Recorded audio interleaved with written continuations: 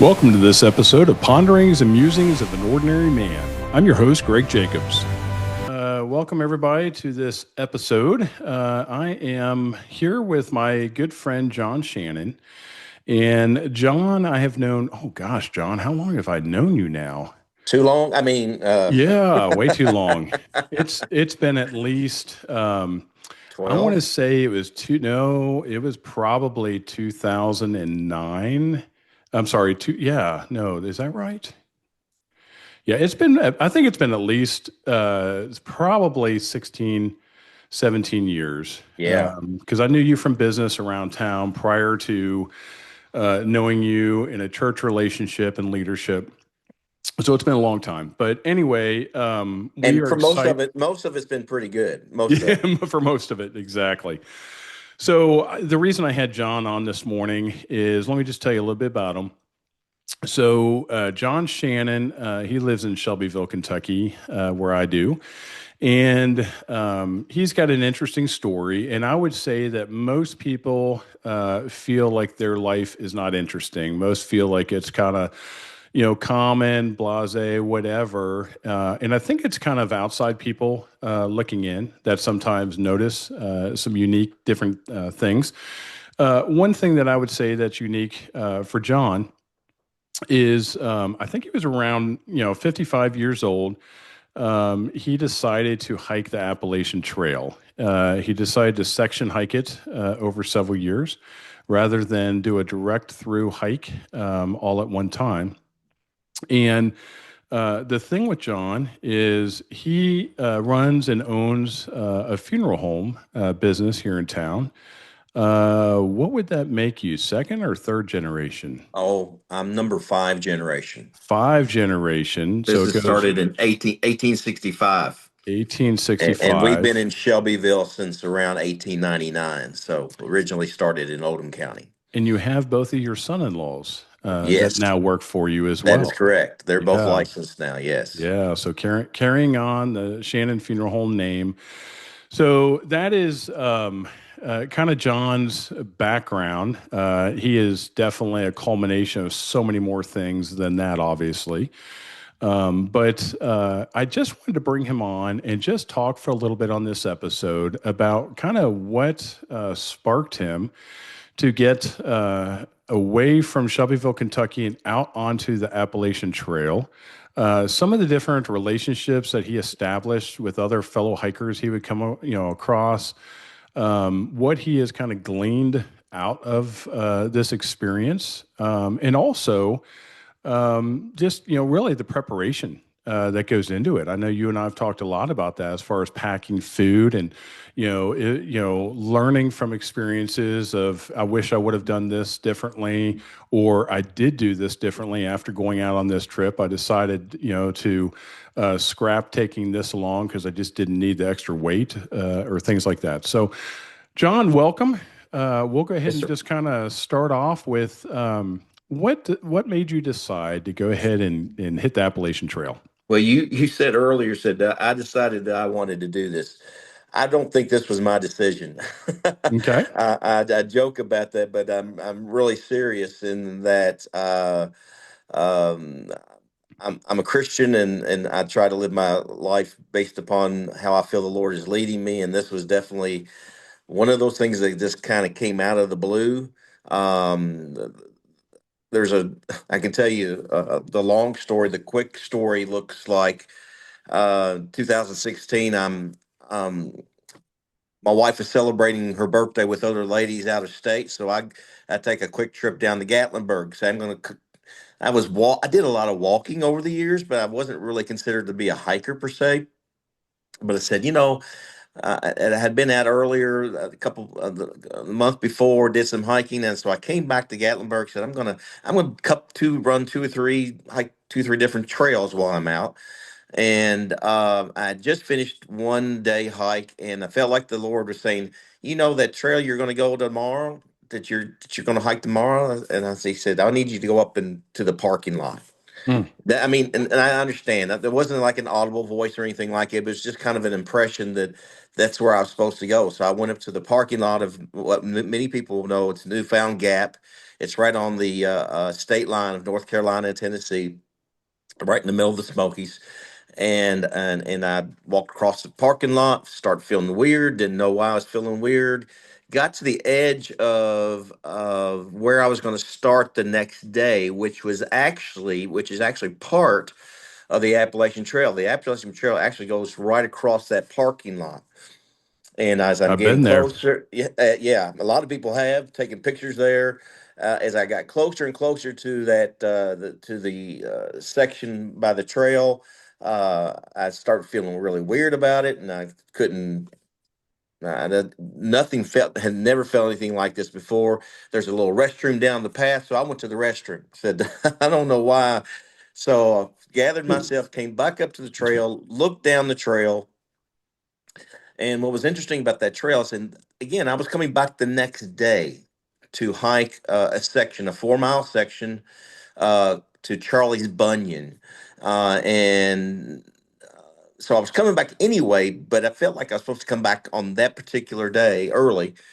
And I looking down the trail, and I, again, no audible voices or anything like that, but just a very distinct impression that I felt like the Lord was saying, I'm going to need you to step on that trail today. Like a divine Yeah, magnetic draw. yeah, that's exactly how it felt, and I'm thinking, because it was so distinct, I was thinking, I'm not sure I'm ready to step on that trail today, because Mm. because I felt like if this was something from the Lord, I wouldn't. No, it was just weird. That's all I can say. And he said, I felt like you saying, I'm going to need you to step on the trail today. And so I argued with him about that for a little bit. I lost that argument, and so I just stepped on it, and no bells, no whistles, no uh, up and down my spine, nothing like that. But I felt like he was saying at that point. He said, "Now I'm going to need you to hike all of it." Mm. I mean, I already knew I was going to hike 4 miles and then back of the Appalachian Trail, but I felt like he was saying, "I'm going to need you to hike all of it." And so at that point, I began to be like Moses, sitting on top of Mount Horeb, arguing with God about why he shouldn't be the one in charge to do what God was calling him to do. And so I started making all these different excuses about that the Lord didn't know what he was talking about. Yeah, And you but at the could same time, you weren't going to be like Forrest Gump and just jump on the running trail and then just go until I think I'm done running. No, no, exactly. So I'm making arguments and say, God, my wife, she won't go for this. I'm so busy, as you said, busy being running a funeral home. So I'm very active in my church, to teach Sunday school, I'm deacon. Uh, um, you know, as people have told me over the last few years, John, I don't really consider you being much of an outdoorsman. I said, Mm. I get it. Me neither. I And would have so said I that about started, you. Yeah. many have, that's okay. And I'm not offended by it. I know normally how to stay in my lane. And then started making arguments about bears and ticks with Lyme disease and poison ivy. And I had to remind God, I said, God, you do remember that I am allergic to poison ivy. Like God needs to be reminded. And snakes and mice who steal your food and the trail shelters, and I said, I'm way out of my comfort zone on this. And I felt like I heard the third thing that he told me. It was like it wasn't a statement, it was a question. So You know, so yeah, I go back to that story just from a Judeo-Christian standpoint. We're both Christians, but for those that are not, that are listening, there's a story in the Bible about Jacob wrestling with God. And I think that that comes to mind when you're talking about kind of wrestling through the decision to do this. It would have been a little different. So I know your story, and I probably probably wouldn't have had you on if you were like an avid camper or hunter or outdoorsman and fisherman, and it would have just been totally up your alley to go, hike the Appalachian Trail. Or if you didn't have a really good marriage, with your wife Leslie, and you just wanted to get away. But I knew none of those things were true about you. I knew that you had a great marriage and family. I knew that you were a Sunday school teacher involved in leadership in the church as a deacon, and all these different aspects of you have a lot of irons in the fire locally tied down. You're not an outdoorsman per se prior to this. So that's what really kind of piqued my interest. I know that there's been obstacles along the way. There was, I believe, somebody murdered on the Appalachian Trail Uh, earlier on. so I'll tell you the quick story on that. This is 2019. The day after Easter, um, I'm getting on the trail. This is so April 2019, um, and that very day, about 20 to 30 miles behind me was a gentleman named James Jordan. His trail name was Sovereign, and he started harassing hikers on the trail. And one of the places where he was harassing was the place I had been in the year before at a shelter, and he started just harassing them. He had a big old knife that he had with him, and it was just a kind of a big deal. And he ends up getting arrested for that harassment. Well, because he was harassing hikers and hikers were trying to get their hike done and that sort of thing, and some of them were through hikers.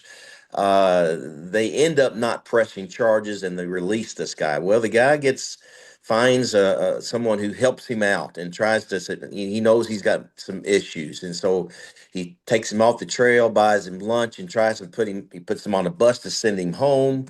And unfortunately, the guy gets off on the next stop, comes back to the trail. Within 18 days of me being on the trail, he has approached four other hikers and basically threatening to kill them, to burn them down in their tents. Mm. And two of them run off into the night. One is he attacks the one of them. His name was Ronald Sanchez Jr. His trail name was Stronghold. Former military person who was Like dealing a with CB handle, you got to have a yeah, trail name. yeah. So, and he was dealing with PTSD on the trail, and but he and the guy takes his knife and slashes him. I mean, I Mm. hate to be blunt about it, but that's kind of what happens. He's not quite dead yet, but he's able to push a beacon on his emergency beacon on that he had. Which alerted the authorities that something was going down. There was another lady with him that he starts to attack. She fakes her death, and he runs off and kind of is apart. Police eventually come up and find him and arrest him. To my knowledge, he's still in jail, probably in a mental institution. And I was kept on. The reason why I tell that story was he was that day when I start on that day after Easter, he was 20, 30 miles behind me. And if Mm. we had kept on hiking, if I had kept on hiking, uh, and normal, and he would have kept on hiking his normal, he would have caught me. Mm. He would have caught up to me, and I'm thinking, oh my goodness, that's a weird. I wrote about this way after the fact. I call it the elephant in my room because Mm. I had not talked about it with my family, uh, and it was just kind of a weird thing to process. And it's still, when you think about it, it's still kind of a weird thing. But that's kind of what happened. Did And I that did that gentleman die? no, the gentleman died. Yeah. Absolutely, yeah, and so it was kind of weird because the next year my hiking partner Mike Embry, his trail name is 550. We hiked right through that area. At that point, I didn't know exactly where it was, but I had heard about it, but I didn't know where it was, and then so I know roughly about the place where it happened. So, just just a weird. Yeah. I don't know So, if I would call that a challenge. I mean, other than now, because of that, when you're out hiking, you get an idea that everything's going well and fine, and you're feeling good, and the breeze is going through your hair, and you almost feel like you're invincible to a certain degree. Oh, I don't feel that way anymore. I'm mm, always looking behind me, not in fear per se. well, so there's a situational awareness that you have now that you Absolutely. didn't before. So you entered in kind of naive. You've experienced the trail now over several years. You have seen different circumstances. I want to drill down and talk about the elephant in the room. So I can only surmise that you did not tell your family necessarily about this situation, just out of the fear that it would cause and not really wanting to alarm any obstacles for you going back, but also knowing that it was a very real concern. So talk to me just a little bit about that. Yeah, there was. I thought there was a real possibility. People say this sort of stuff goes out on the trail. We don't want I could hear Leslie and my girl saying, "We don't want you going back." And so Hmm. I didn't say anything. I wasn't hiding it per se, but it was just one of those things that I chose not to talk about, and it was just, and I because I felt like this was something I was still supposed to do, but I felt like. To kind of throw that out there with my family, I felt like that might be a little hard for them to process. Hmm. And so I just kind of shied away from it. Like I said, I finally wrote about it a couple years ago, did some research on it. I talked to a good hiking friend of mine, actually a husband and wife that have developed great relationship with over the years, and they actually were on the trail.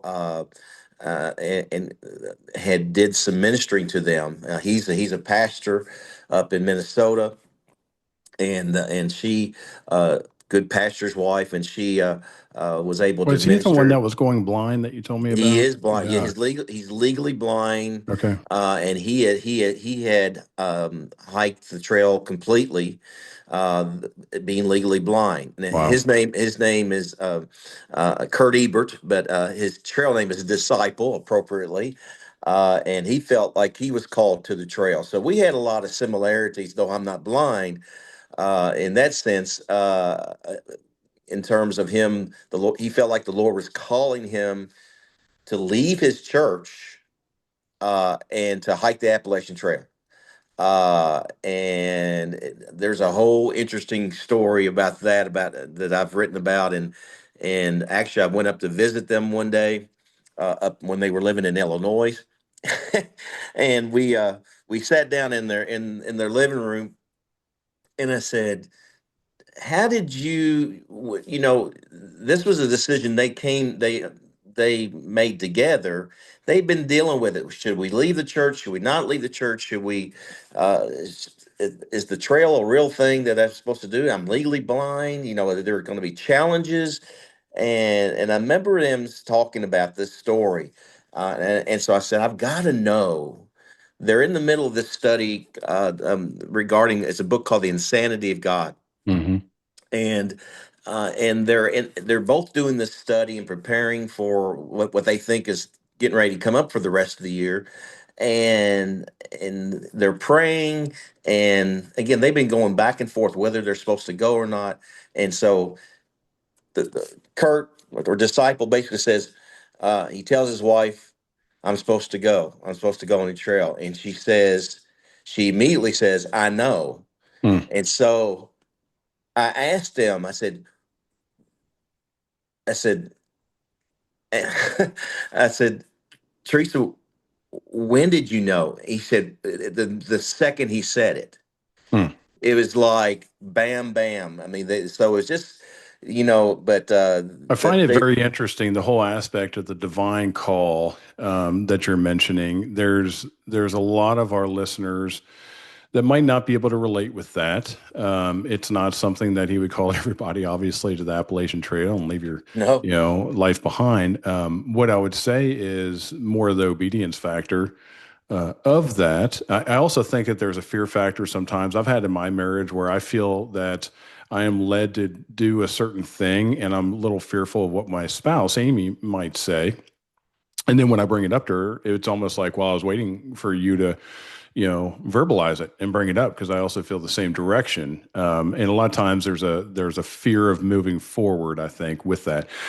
For those of our listeners that don't know, because this goes out on Spotify and Apple Podcasts and all over the world, we have different listeners.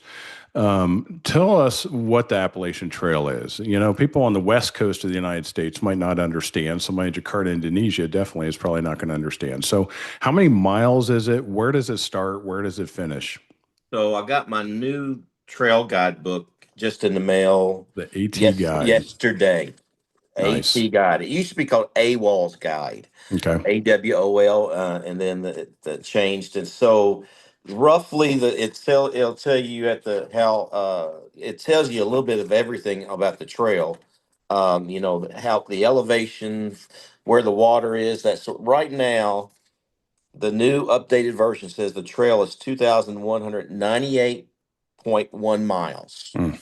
and it runs from Springer Mountain in North Georgia to Mount Katahdin in Baxter State Park in Maine.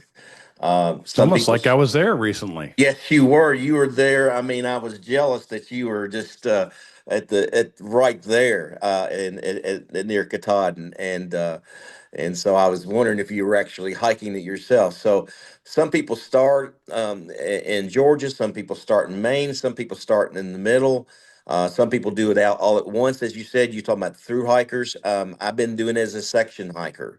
I've been out 31 times. I've done as little as nine miles on one section, which is an interesting story, and then I've done over 100 miles at a time. So I've been out twice this year, once in June, and then once in August. The hike in June, I hadn't been hiking for 3 years. The Mm. Lord had another idea about my hike for about 3 years. It's what I called the pause. Mm. I was pausing my hike when I came off the trail that 3 years ago in April. And I didn't know why I was supposed to, though. Is one of those feelings that you felt like that this is what I'm supposed to do. And then 6 months less about 6 months later, my wife developed some very debilitating issues with her health. And so at that point, I've said, okay, now, God, I understand. I know why now I'm not supposed to be on the trail, why I'm not supposed to be thinking about the trail. I don't need to be focused on it at all. I need to be focused at home. And had needed just to be there for my wife and take care of her, help take care of her issues, which she is doing 100% better from Yeah. where she was. So, but I, at I that I love point, that story though, John, because I can relate in the fact that I was a small business owner way back when in 2000 and golly, what was that? 2008, nine? No, it's even before that. And my wife ended up getting cancer 6 months after my small business folded, and I ended up going to a more steady employer that was a lot less stressful. And I couldn't understand. I really struggled with the lack of success in the small business and what I was doing. And, hindsight is always 2020. We don't understand at the moment why things happen. Just like you starting off in 2017 with stepping out on the trail, one, there's no way you would have been able to know to predict to hit the pause button on that for 3 years. There was no way you would have known that your wife would have had some physical things that she had to deal with. There's just a lot of what ifs out there. So let me ask you this. I definitely want to conclude this with a question. So I want you to be thinking about this whenever we bring this to a conclusion. We're not there yet.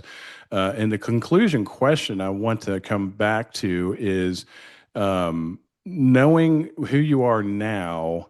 Are you a different person than when you started? So hold that thought. So okay. we're going to come back to that, but I want that to kind of simmer a little bit. I want to know about the in between. So I know we started off. You're 63 years old now. You started off at 55, just for context for those listening. with this. You felt like this was a divine calling of what you were supposed to do. And I will tell our listeners, look, this is John's individual journey. This isn't something that we're telling everybody just to drop what they're doing and go, fulfill their passion or whatever. Goodness gracious, no, don't do Yeah. that. And it's been hard. And there's been a lot of different elevations. There's been injuries along the way. There's been equipment change out that you've had to do. But kind of the in between the 55 to 63 years old, I kind of want to know just what has worked for you, what has not worked for you, equipment, people that you have met. What kind of relationships have you established along the way? Oh, that's a very broad It question. So is. let me Narrow it down for me. narrow down to one word. Yeah. Um, it's the word flexibility. Mm. That is probably the thing that I have learned most about life. And what I needed for my own life was this word flexibility. I remember a good friend of mine, Andy McDonald, used to say that the 11th rule, the 11th commandment of missions is thou shalt flex. Yeah. And I get it because, as I said, I've been out 31 times, and probably almost every single one of those hikes. Well, let me back up. I'm a bit of a planner on in terms of how Folks, I've let approached. me clarify that for you. I'm a planner. John goes overboard. He has a three-ring binder with every hour lined out for his family. And I only know this because my daughter's best friends with his daughter, and we've known the family a long time. And I have seen these three-ring binders. I would say that a little bit of my OCD comes out too in the fact I do that. But what I do is I have a binder and I'll take Monday, let's do this. Tuesday, let's do this. John will do Monday, 8 a.m. to 9 a.m. Let's do this, 9 a.m. to 10 a.m. So when he says he's a planner, let me qualify that for you. Yeah, and so I'm always and so and I think I became more so of a planner on the tra for on this experience because I was not a hiker. So I'm starting at zero, at Yeah. ground level, learning everything that I could or should learn about the trail. And I'll be honest with you, there's been a good a bit of uh, apprehension. I don't know if we like using the word fear, but that's what was going on. Because, and I remember almost probably even now, almost every single time when I get on the trail, I am the day of, I'm getting butterflies. I remember the first trip back in April 2017, the day before, I was tore up because of what was. I mean, I was literally stepping out into the unknown. Mm. Every step was going to be different in some place I'd never been before, and that kind of freaked me out a little bit.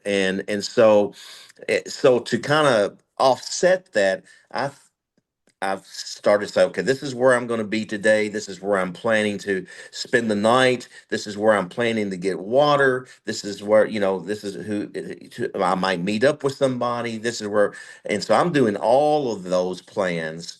And almost every single time, those plans would change. Mm. Sometimes they changed in a huge way, and sometimes they changed in a small way. One of the quick stories is that I'm hiking. This is 2019 in May. It was Memorial Day weekend.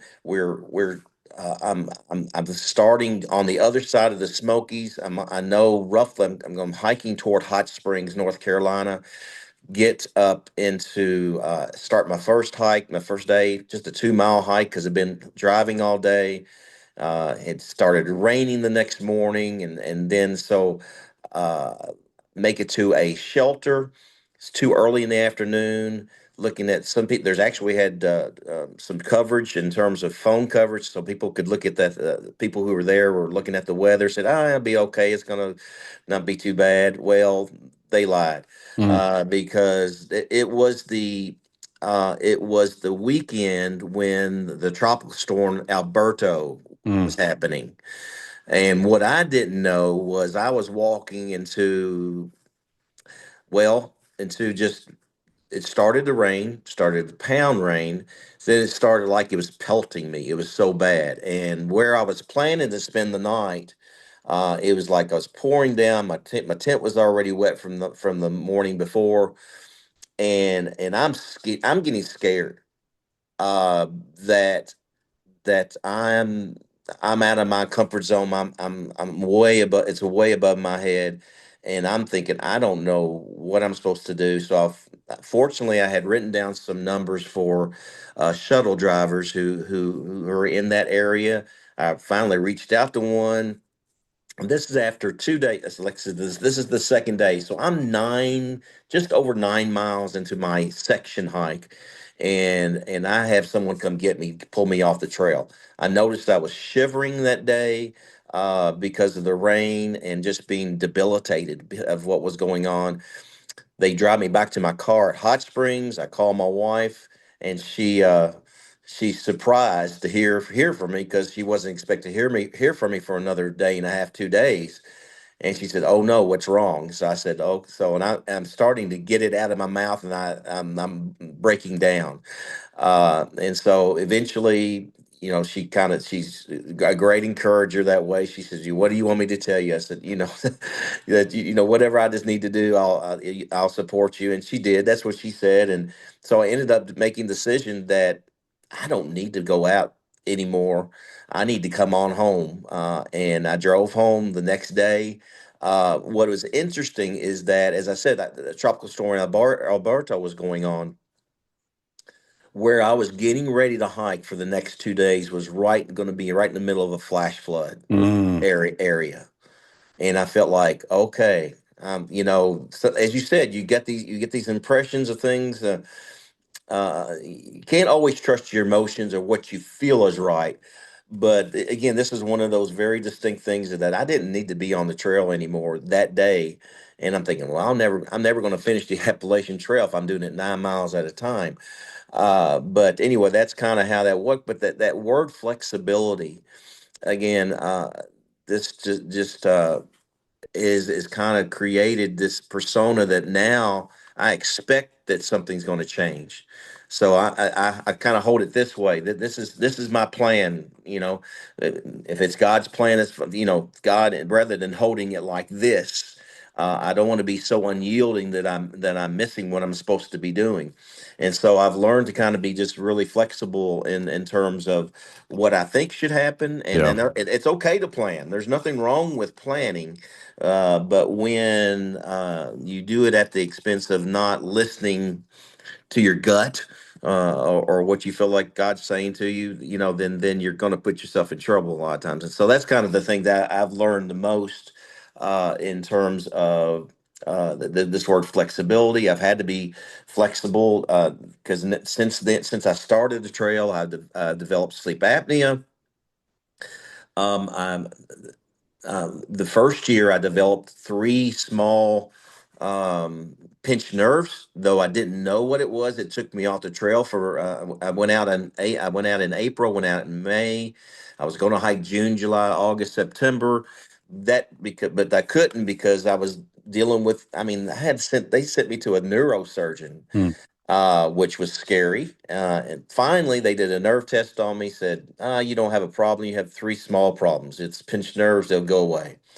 And so I said, "Okay." And it did for the most part. So I'm about 95% where I used to be, but I couldn't even tie my shoes. Now, with the sleep apnea, because I also have that, do you take a CPAP with you with a No, battery so or? I'm kind of fortunately, well, not fortunately, how I do my sections is I'm usually not out for long periods of time, usually 4 to 5 days, 4 to 6 days at a time. And so I don't take much. You can't really take a Right. motorized machine with you. There's people who have devices for their mouse that you can Sure. use, and I've looked into those. I don't feel terrible when I wake up in the morning when I'm on the trail. So at this point, I've chosen not to worry about those extra mouth Yeah. devices. But it could change. Sure. But that's kind of where I am right now, and my sleep apnea is getting some better. It's not ready to get rid of the machine yet, but Yeah. so I'm still taking it. Since two September's ago, I got diagnosed with type 2 diabetes. Hmm. So that's been a whole different challenge in terms of figuring out now I was just taking whatever food I felt was good for me, or that tasted good. Let's Sure. put it that way. Yeah, those And that Twinkies do taste good. They sure do. So now I've kind of had to readjust a lot of my eating choices, and for the good, try to focus a lot more on protein, which I should have been doing anyway.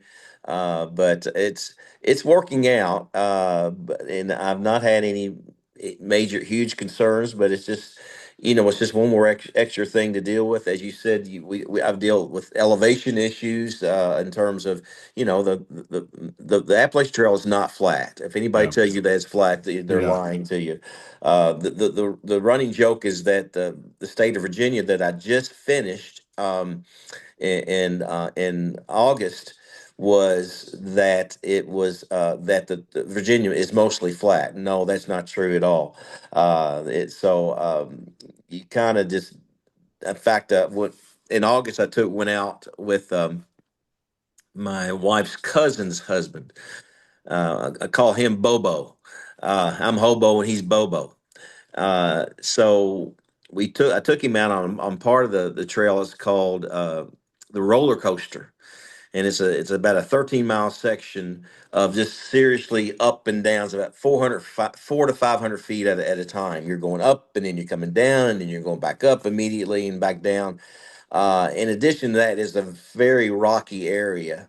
And so when Bobo and I started talking about the trail, I said, "Oh, it's not so bad. The first day we're only doing 6 miles and that sort of thing, and it's not that long." And then I kept on saying, "Well, it's only 6 miles." And the first mile we got going on, it was fine. And then it started getting bad. The rocks are bad. The elevation was bad, and we hiked 1 mile an hour. It was that bad. But terrain is going to be an issue. There's in terms of you talked about flexibility. Yeah, sometimes there's other flexibility issues in terms, you're talking about people that we meet on the trail, and we met.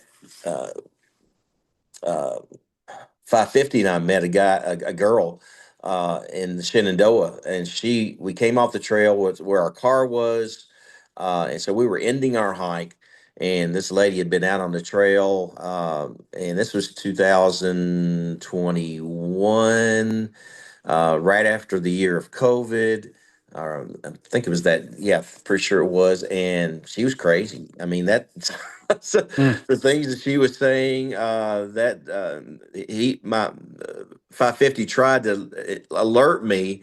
He said he was trying to tell me, he said, "Let's go. She crazy." And unfortunately, he's texting me this, but we don't have any phone service, so I don't get the message.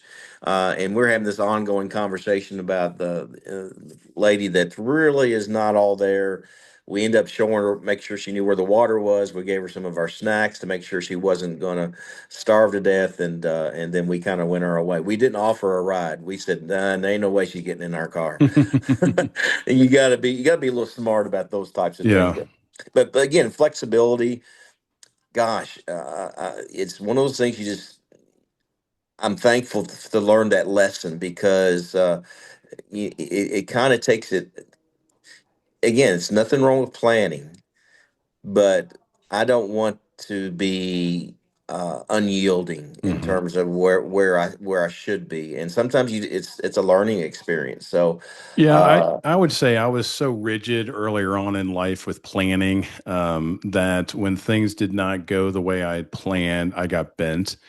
So kind of in summation, to wrap this up, I really hear a lot about the best laid plans a lot of times do not pan out, whether it's a matter of I booked this shelter for this night and it's already occupied, or I decided to switch up the type of socks I wore, and that was a big mistake because I ended up getting, blisters or whatever it might be.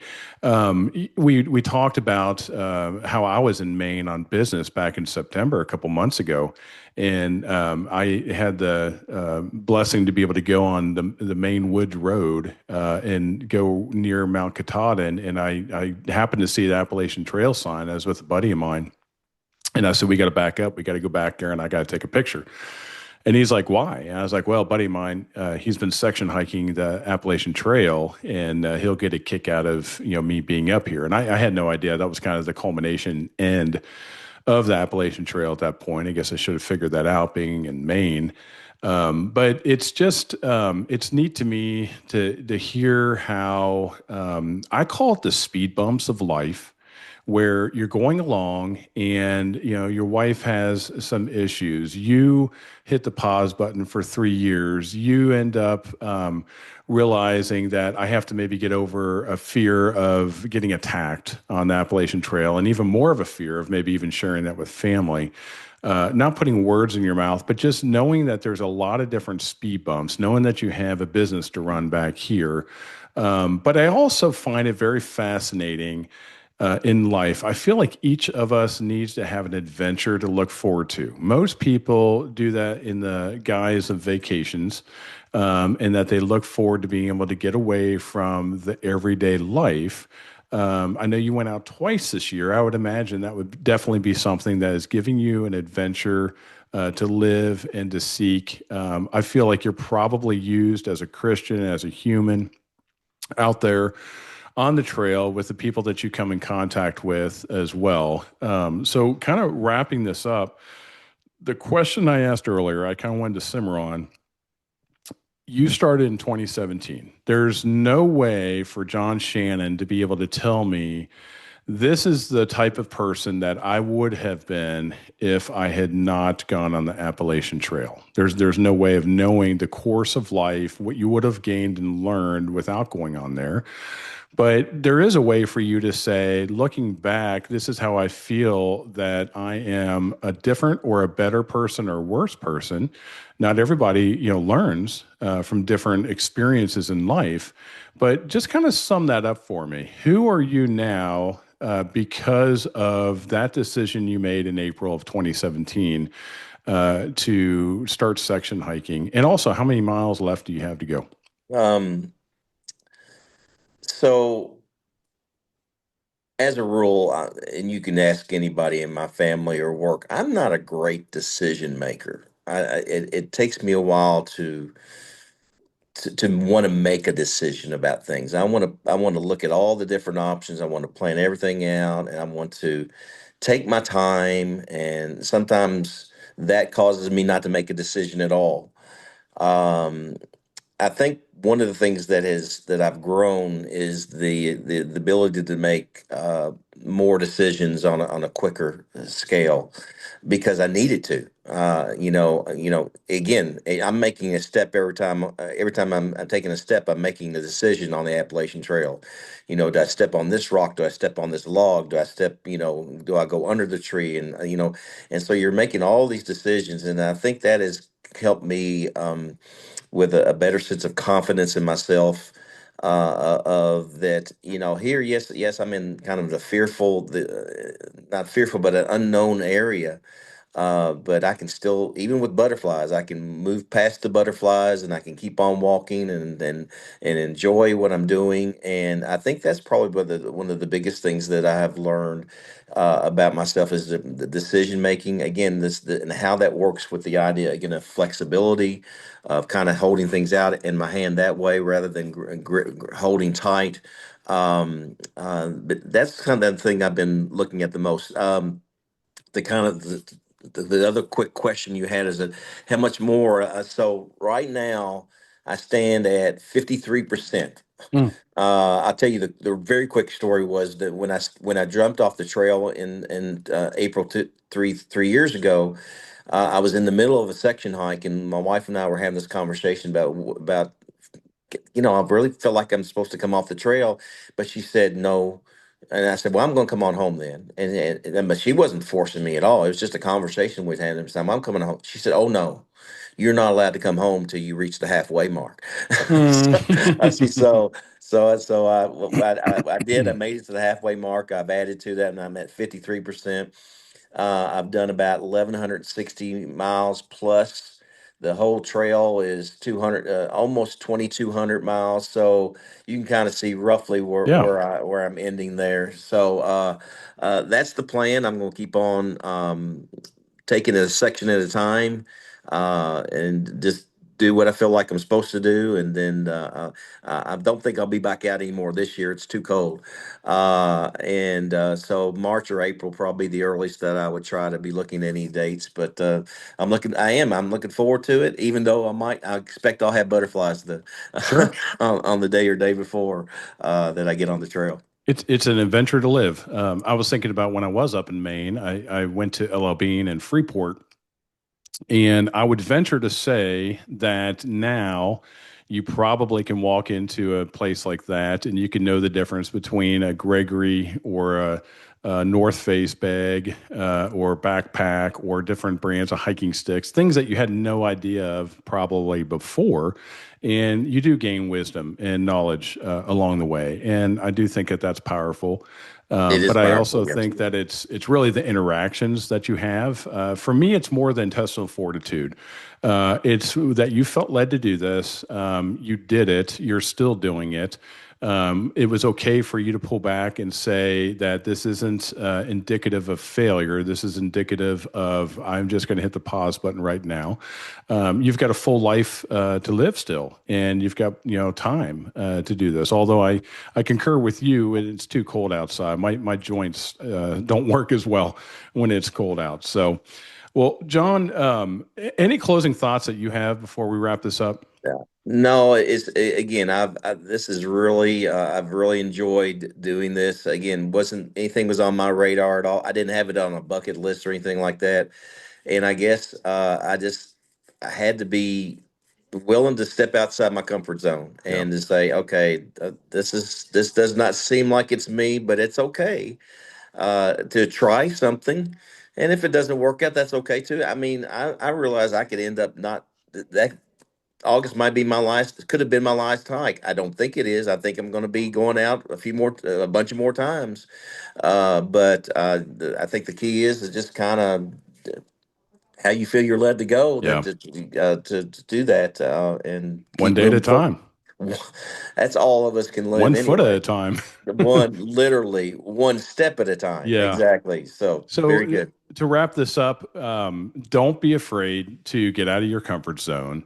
Don't be afraid of uncharted waters. When you're out doing something, make sure you're incorporating flexibility. Don't get bent if for some reason things don't go the way that you planned. And also, don't have a fear of failure. Just understand that maybe take failure out of your vocabulary and it's a different direction that maybe you end up going in the way you thought. So, John, thank you Absolutely. so much for joining us on this podcast. It was great to hear about your life and your journey, and we definitely wish you the best going forward. Thank you, Greg. Appreciate the opportunity to share. My pleasure. All right. Thank you so much for taking time out of your day to listen to Ponderings and Musings of an Ordinary Man. I hope today's episode brought you a bit of inspiration. If you've enjoyed it, please remember to follow, like, or subscribe on your favorite platform so you never miss what's coming next. I can't wait to share future episodes with you. Until next time.